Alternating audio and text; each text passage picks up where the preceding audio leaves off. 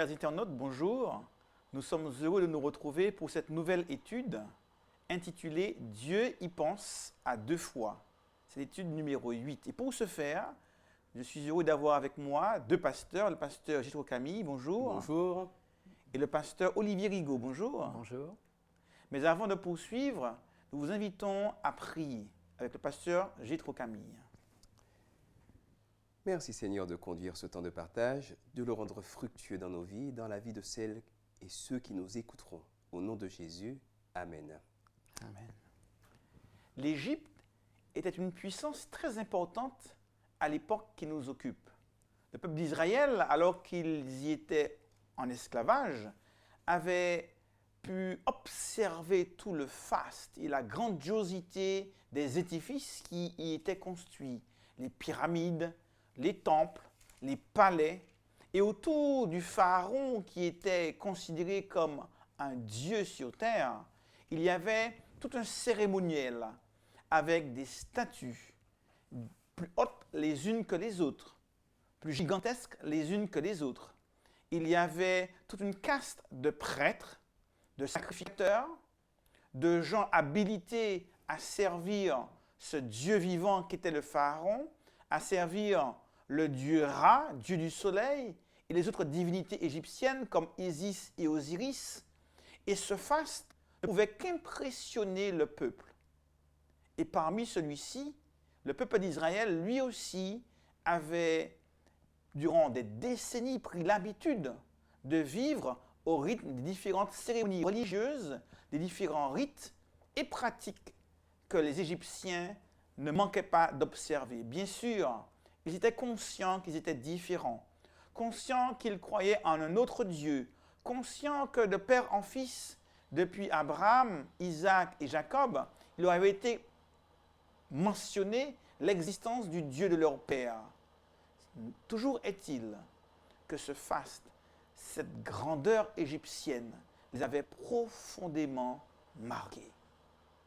Alors, une fois dans le désert, ce n'est pas sans nostalgie qu'ils repensaient à ces rituels qui marquaient leur engagement religieux, tout au moins celui des Égyptiens. La tentation était donc grande, une fois dans le désert, de pouvoir construire une religiosité à l'image de celle qu'ils avaient vue depuis tant de générations dans le pays d'Égypte. Construisons-nous un veau d'or.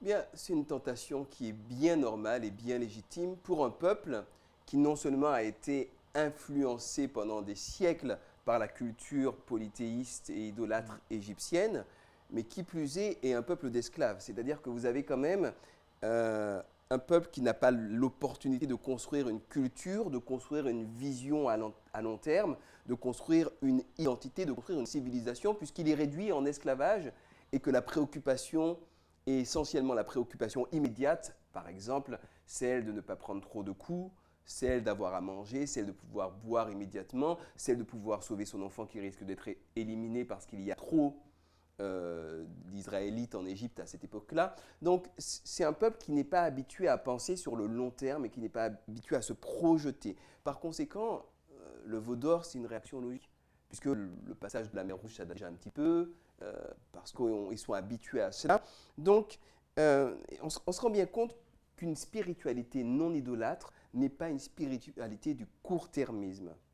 C'est pas « je crois en Dieu parce qu'il m'a aidé à retrouver mes clés », mais si le lendemain je le repère et que je ne les retrouve pas, je ne crois plus en Dieu. Ça, c'est ce qu'on appelle une foi immature. Alors, je ne dis pas qu'une foi immature est une mauvaise chose. Une foi immature est une foi immature. Elle est appelée à devenir mature. Si elle reste immature, c'est un problème. J'ai rencontré une fois un jeune comme cela qui me dit « j'avais prié pour avoir mon bac et pour avoir cette fille-là comme petite amie. Je n'ai ni mon bac ni cette fille-là comme petite amie. Donc, je ne crois plus en Dieu. » Là, c'est quand même une foi qui a besoin de mûrir. Ça n'est pas mal. C'est juste un stade particulier de l'évolution spirituelle. On peut également, dans cette leçon, se pencher sur Ah oui, peut-être quelque chose d'important à propos du veau d'or. On transforme bien souvent Dieu en veau d'or, malheureusement. Pour obtenir des bénédictions, pour obtenir ceci, ou même le malheur de son ennemi, on transforme Dieu en idole. C'est très paradoxal, hein? de transformer le vrai Dieu. Mais finalement, tout se joue dans la relation. Alors ça, c'est une question à creuser. Je ne développe pas maintenant, sinon j'en aurais pour 3 heures de développement. Mais voilà, c'est une piste à creuser, comment est-ce qu'on peut transformer Dieu en idole. Ensuite, Moïse va intercéder pour le peuple.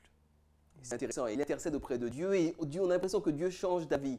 Ça, c'est quelque chose qui revient régulièrement. Hein. Des hommes qui négocient avec Dieu, Abraham, Lot, tout ça, qui négocient avec Dieu et on a l'impression que Dieu change d'avis. Bien, n'oublions pas que Dieu est omniscient et que Dieu éduque l'homme et éduque le leader qui est Moïse, notamment au travers de l'intercession qui lui inspire, parce que toute vraie et bonne intercession est inspirée par le Saint-Esprit lui-même et amène, par exemple, Moïse à prendre des postures qui se sacrifie pour le peuple, pour le bien du peuple. Donc là, c'est également quelque chose d'intéressant à développer, c'est comment est-ce qu'on conçoit le leadership. Est-ce que le leadership, c'est vraiment celui qui est assis dans son trône et qui mène le peuple, ou bien est-ce que c'est celui qui se mouille la chemise et qui est prêt à aller chercher la petite brebis qui est perdue et la mettre sur son épaule et qui assume les christiques. Enfin, quand on lit l'histoire du peuple d'Israël, on a une réponse assez frappante. Puis enfin, pour terminer, il y a un très beau passage, je voudrais qu'on puisse prendre un petit passage dans Exode 33, le verset 18 et jusqu'à 20, où Moïse veut voir Dieu. Et ça a toujours été mon rêve aussi, de voir Dieu face à face. Alors Moïse dit, « Fais-moi voir ta gloire, je t'en prie. » Et il répondit, « Je passerai devant toi toute ma bonté, je proclamerai devant toi le nom du Seigneur l'Éternel. Je ferai grâce à qui je ferai grâce, et j'aurai compassion de qui j'aurai compassion. » Il ajouta, « Tu ne pourras me voir en face, car l'être humain ne peut pas me voir et vivre. » Alors, c'est un paradoxe que je trouve très intéressant comme point clé, c'est qu'on ne peut pas voir Dieu dans sa globalité et survivre.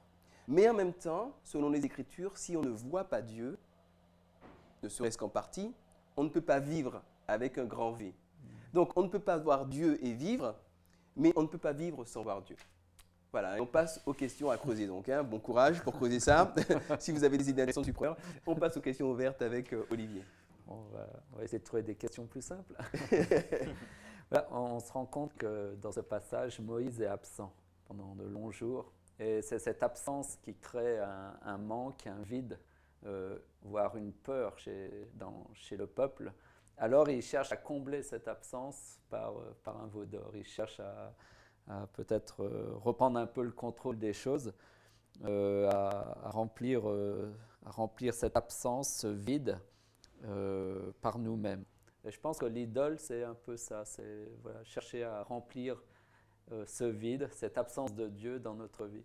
Alors il y a plusieurs questions qui peuvent se poser par rapport à ça pour les jeunes. Lorsqu'on est angoissé, lorsqu'on se sent mal, est-ce qu'on se tourne vers le Dieu de la vie ou vers une idole comme le chocolat, qui apaise, qui calme? Je ne sais pas pourquoi je dis ça. Tu as peut-être faim. Voilà. Ou j'aime beaucoup le chocolat. Lorsque nous manquons de tendresse, d'affection ou d'amour, l'amour des parents qui a manqué, comment on a cherché à combler cette absence-là, cette tendresse? Est-ce que on a cherché ça ailleurs et on se rend compte que le piège de l'idole, c'est qu'elle semble répondre à notre besoin à court terme, sur le moment, mais que finalement ensuite, le vide et l'absence de nouveau, l'angoisse revient à nouveau. Et du coup, on doit retourner à son idole un peu comme une drogue. Et le danger de l'idolâtrie, c'est justement qu'on devient son esclave. Alors, c'est intéressant de noter la colère de Dieu aussi dans la réaction de Dieu vis-à-vis du veau d'or. Pourquoi Dieu se mettait en colère? Peut-être faire le lien avec le commandement, où Dieu donne, le deuxième où Dieu demande de ne pas faire d'idole, car il est un Dieu jaloux. Qu'est-ce que représente cette jalousie de Dieu, cette colère de Dieu-là, au moment où le peuple fait alliance, justement, à la montagne? Et ensuite, dernière réflexion autour du thème de l'intercession.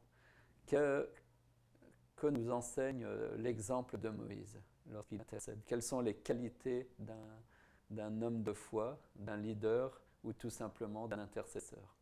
Qu'est-ce qu'il faut en nous pour justement intercéder?